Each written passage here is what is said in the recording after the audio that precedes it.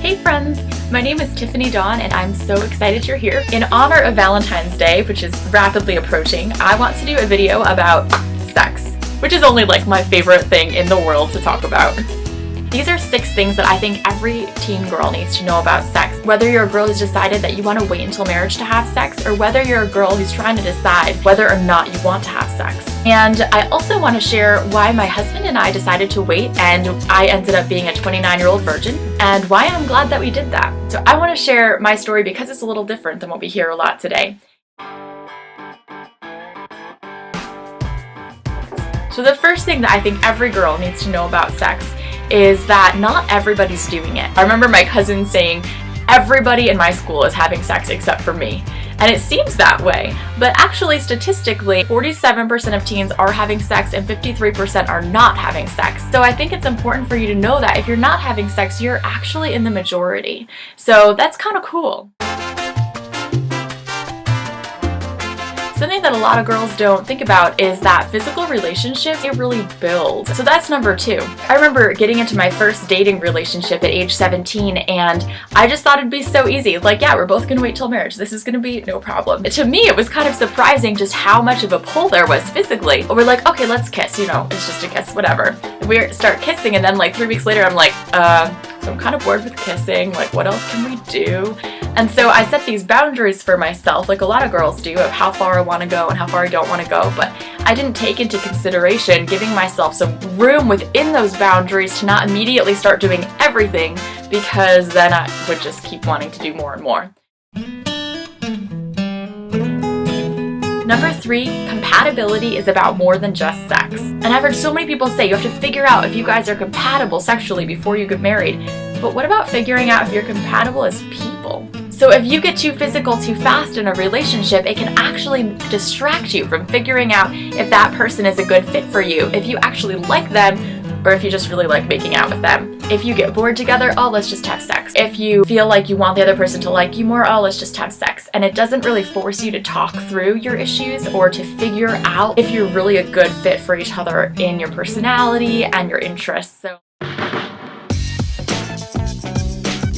Number 4, sex is just one small part of a whole relationship. I'll tell you a story to kind of explain this.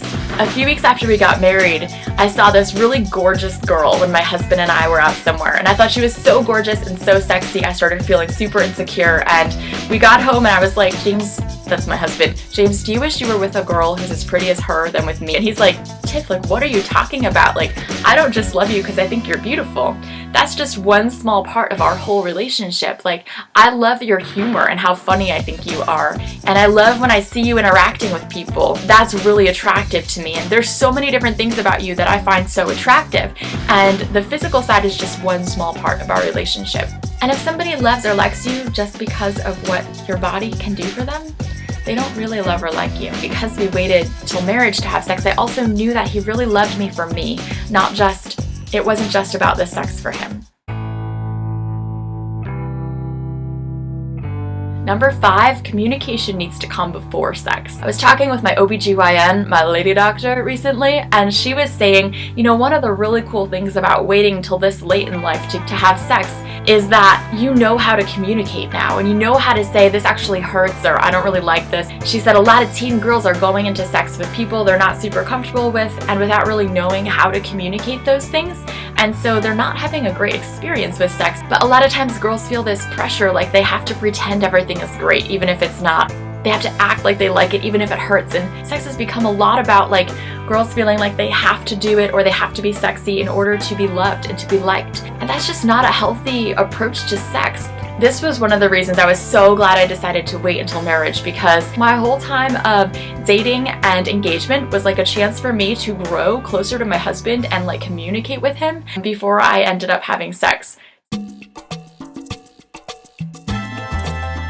We live in a culture that romanticizes sex, like through the movies, through music, but here's what I've realized. Sex is a learning curve. The first time you have sex is not going to be amazing, and actually for a lot of girls it hurts, which is one reason it's really important to be with somebody who's extremely patient and gentle.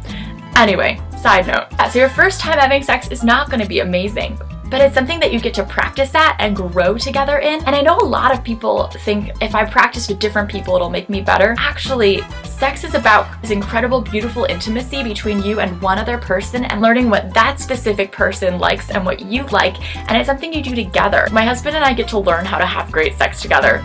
That is so cool. Like, can you think of a cooler adventure to get to do for the rest of your life and get really good at it together?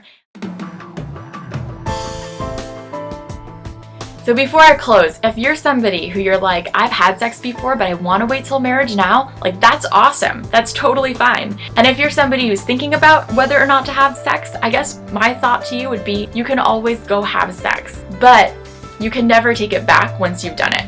And you can choose to start over and start afresh, but at the same time, if you're not really sure if you want to or not, why not just wait? So yeah, so that's a little bit of my story and how at 29, my husband and I were both virgins, and I have absolutely loved it. Like, on our wedding night, it was like so beautiful and intimate, and yeah, it wasn't like we immediately had the best sex we'll ever have because it keeps getting better, but it was like so beautiful and just felt so special to be like, this is both of our first times and we get to share this together. And I did not feel like I was missing out on anything. And I thank God all the time that He helped me wait until marriage. And I just want to tell you, like, that's a valid option. So yeah, so I hope this video is encouraging and that it gives you some things to think about. Feel free to leave your comments in the comment box below. Feel free to also hit subscribe if you'd like to see more videos like this.